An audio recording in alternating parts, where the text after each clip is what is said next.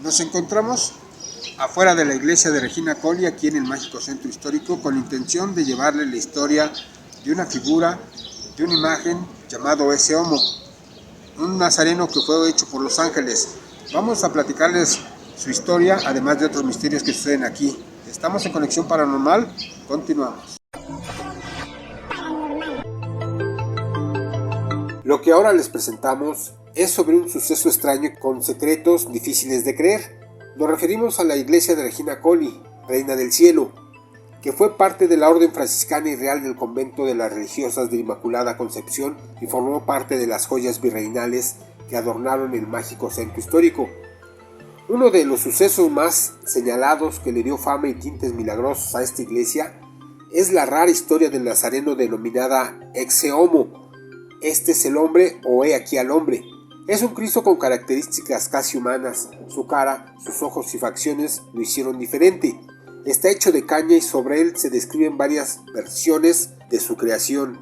Por ejemplo, dicen que una monja falleció siendo muy joven y que ella fue la que entregó la imagen en dote cuando entró al convento de Regina. Otros creen que un rico comerciante antes de morir lo mandó a hacer para estar bien con Dios y así evitar la antesala del purgatorio para entrar directo al cielo. Lo cierto es que fue el santo patrón de la llamada cofradía de Ecce Homo y su conmemoración se llevaba a cabo el día 8 de septiembre.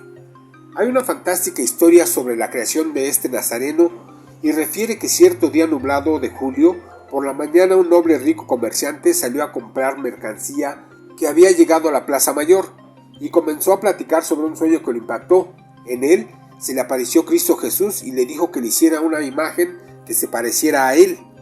El comerciante, extasiado, rodeado del gran barullo de clientes y mercaderes, comentaba que en su sueño Cristo Jesús caminaba por Regina. La gente le decía que eso podría ser un milagro, que cumpliera, tal vez un aviso importante. Después, el mismo noble español contó a sus familiares que había soñado de nuevo a Cristo, que ahora lo había visto en la misma puerta del templo de Regina y una vez más le pidió que mandara hacer su imagen. Ante tal e impactante sueño y convencido de que tenía que cumplir la petición de Dios, se dio a la tarea de llamar a los mejores escultores europeos. Entre portugueses, flamencos, aragoneses y sevillanos llegaron a su casa. Le hicieron imágenes en busto representando a Jesús cuando era juzgado y azotado en la presencia de Pilatos, pero nada de lo hecho se parecía a su sueño. Tiempo después, cuando a caballo recorría la antigua calzada de Guadalupe, un sirviente le dio alcance para decirle que 2 personas lo esperaban en su casa.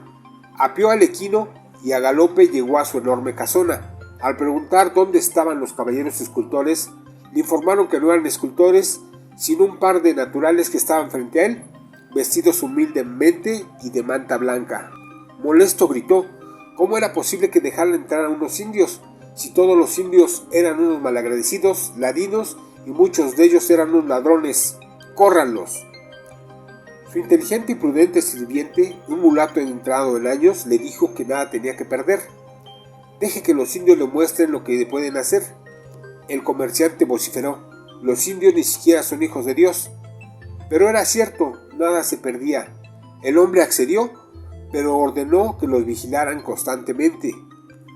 Los naturales le dijeron que terminarían el Cristo en 3 días. El español les dio una habitación para que trabajaran. Los indios pidieron que en esos días nadie pasara a su lugar de trabajo y colocaron una enorme manta para que no vieran lo que hacían. El español extremó los cuidados y puso a 4 sirvientes a vigilarlos, de día y de noche. Los naturales pidieron caña, pintura y otros materiales para su trabajo. Durante el primer día apenas si probaron agua y poca comida. El segundo día solo agua y de comer nada. El tercer día, aún de madrugada y con los olores fétidos que llegaban de los canales del agua, los sirvientes fueron a avisarle al noble español que los indios ya no estaban y que los 4 guardianes se habían dormido. El dueño de la casa, enojado, vociferando y maldiciendo, corrió a su capilla para ver qué le habían robado, pero todos los objetos sagrados de oro y plata estaban en su lugar.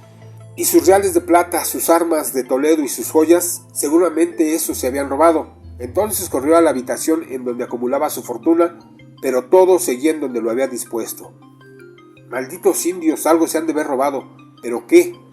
Ordenó que azotaran a los sirvientes que se habían dormido. A zancadas y descalzo fue a la habitación en donde habían trabajado los indios. Quitó la manta que habían puesto para evitar que los miraran y, sorprendido, vio a un Cristo de tamaño natural.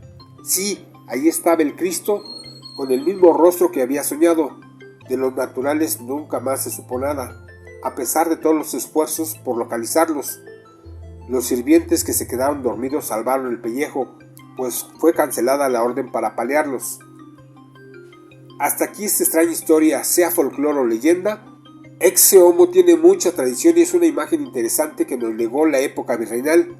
A esta escultura también se le llama el Cristo del Oído, y cuentan que a él hay que pedirle los favores susurrándole al oído, y él mueve la cabeza cuando va a conceder uno de sus múltiples milagros.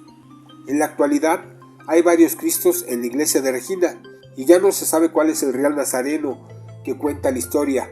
También hay otro Cristo del Oído, pero referente al nazareno que hicieron los seres misteriosos tomados por ángeles, yo me quedo con lo que me dijo alguna vez el padre José Zenobio, que por varios años estuvo al mando de Regina Coeli, y en una interesante entrevista que realizamos con él antes de su muerte, ese padre exorcista, que también hacía curaciones milagrosas, al preguntarle específicamente sobre Ecce Homo, me contó lo siguiente: ahora yo lo mandé a restaurar, ya estaba muy maltratado, y de mi dinero pusimos para restaurarlo. A esta imagen la gente también la llama el Señor del Oído, y se sabe que ha hecho grandes milagros, pero hay que pedírselo al oído y susurrando. Y sigue ahí, actualmente lo tenemos colocado a la entrada principal de la iglesia. Ahí está junto a la imagen de San Judas Tadeo, por si alguien conoce la historia y quisiera pedirle algún milagro, ahí lo encontrará. Lo que hay en esta iglesia es solo parte de un gran cúmulo de sucesos importantes, como el reciente video de una virgen que se mueve. Si usted va al templo, tal vez tenga suerte y pueda conocer más de todas estas historias que aún hay en la iglesia de Regina Coeli y su milagroso nazareno Ecce Homo.